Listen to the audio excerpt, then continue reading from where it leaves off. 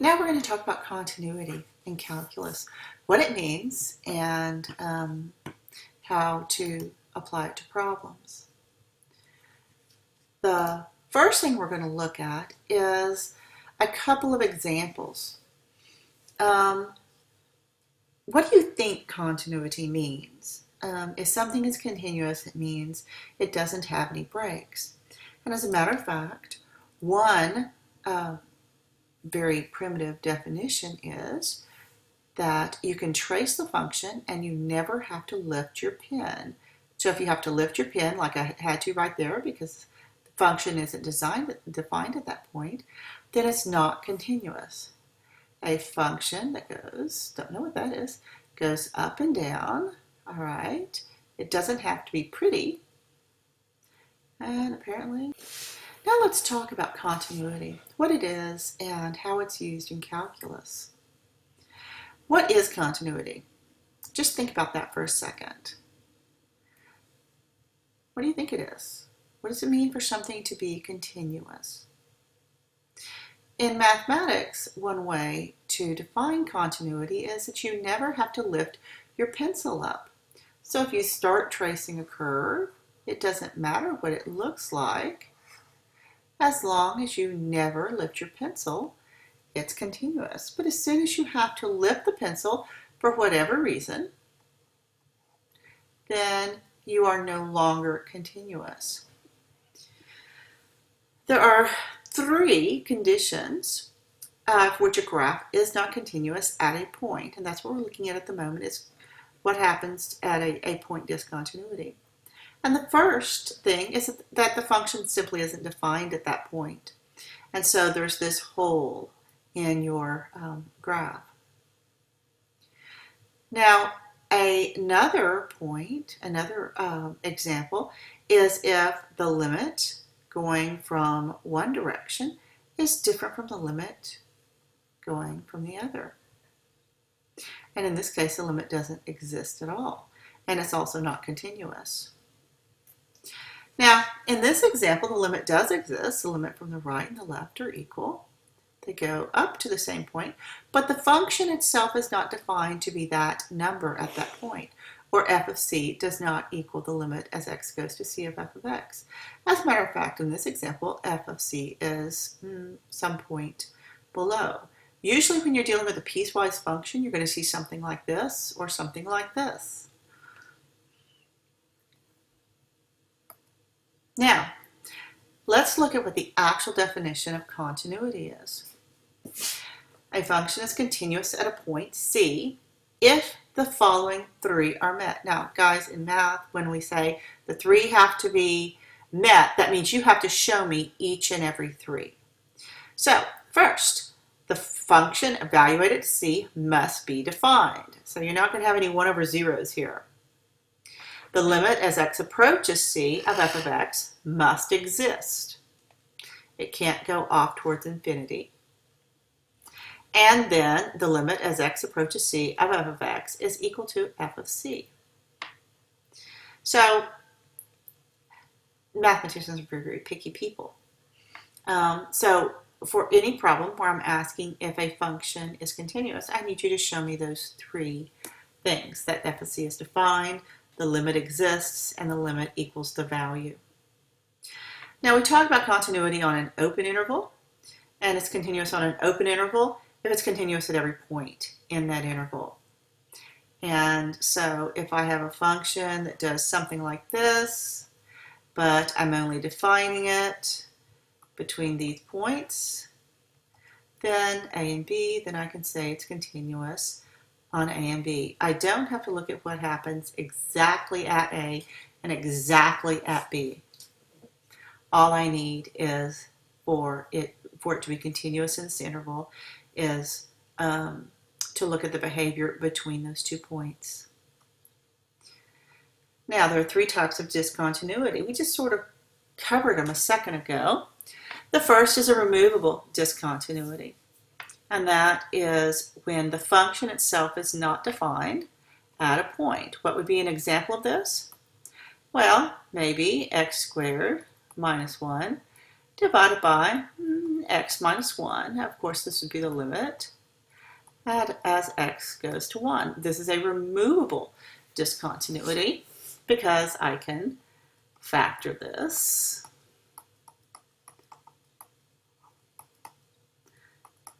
All right, and I can technically remove it and get this function. But these two are not exactly the same function. They're very similar functions. They're equivalent at all points except x equals 1. So that would be a removable discontinuity. A non-removable discontinuity is when the function has one limit from the left and one limit from the right. And that can't be algebraically manipulated away. And then the third is, this is just another example of a removable discontinuity. That would be this function right here. If I had defined x, when x is 1, then f of 1 is, say, 2 or whatever. So you'll see removable discontinuities when you have polynomials that can be factored, or when you have piecewise functions that are defined this way.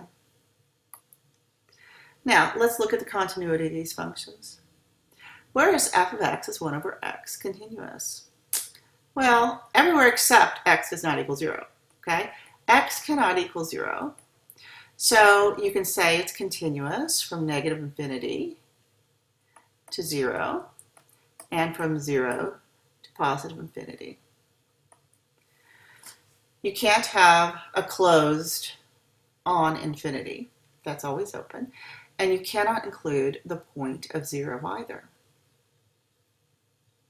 Now let's look at this one right here. Oh, I just did this one. This is a removable discontinuity.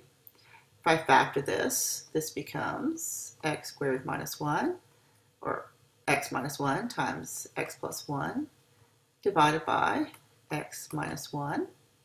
So this is continuous at every point except x equal 1.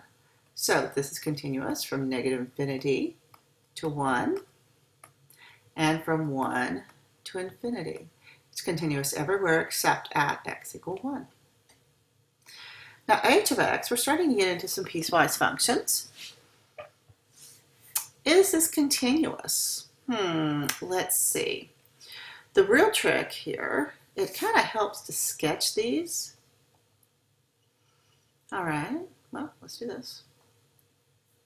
And then you want to evaluate it at these changing points here. At this point right here, it's going to be x plus 1. I'm just going to do the graph. It's x plus 1 when x is 0, y is 1.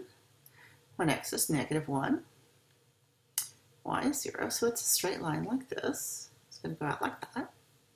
And this is a parabola, x squared plus 1. When x is 0, it's going to be, also 1. If it were a different point, I would put a circle. And then it's a parabola that goes up. So it's going to go up like this. And it turns out this is continuous from negative infinity to positive infinity. Now, what about y sine of x? Y sine of x is continuous. It has no breaks. So this is also continuous from negative infinity to positive infinity.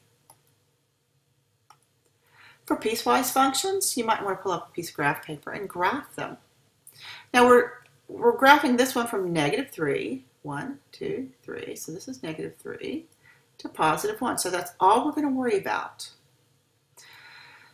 So if you graph this function right here, x minus 1 when x equals 0, this is negative 1, and of course there's a slope of 1, so it goes up like this. Now, when x is 0, this is going to be a line.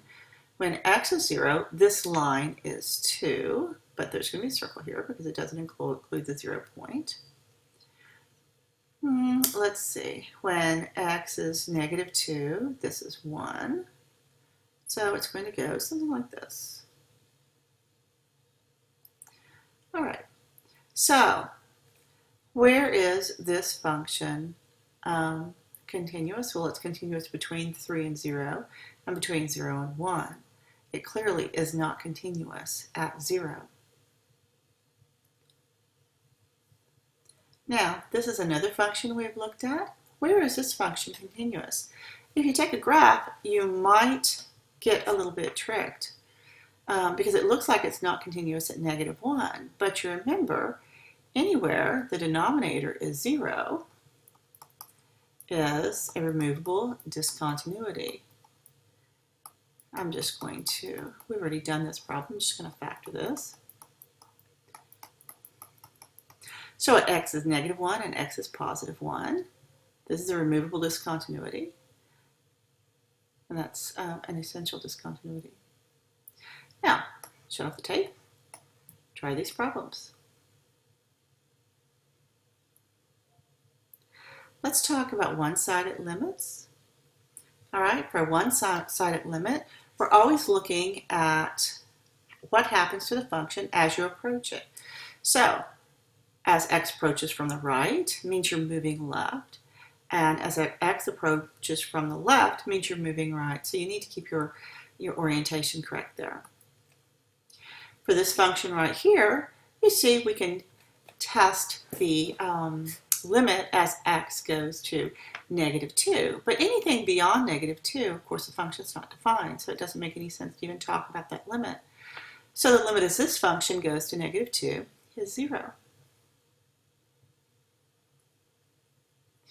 Now this function, it's also a square root function. You can do a limit going from the left to the right to x is -3.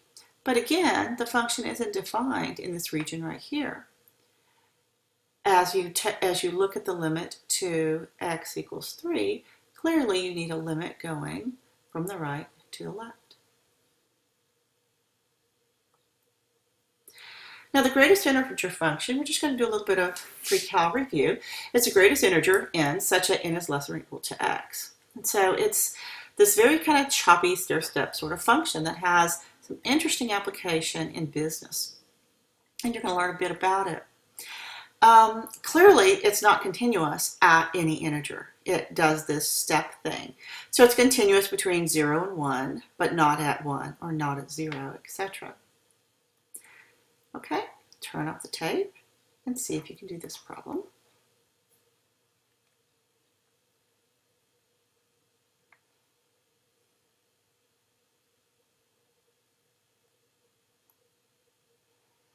Now I want to tell you what the existence of a limit is before we close out. A limit exists if and only if the left limit equals the right limit, period. If the limit coming from the negative side equals the limit coming from the positive side, period. So it's really pretty straightforward. You can't have any jumps or discontinuities. You can't have that nonsense at all. Finish your homework. See you tomorrow.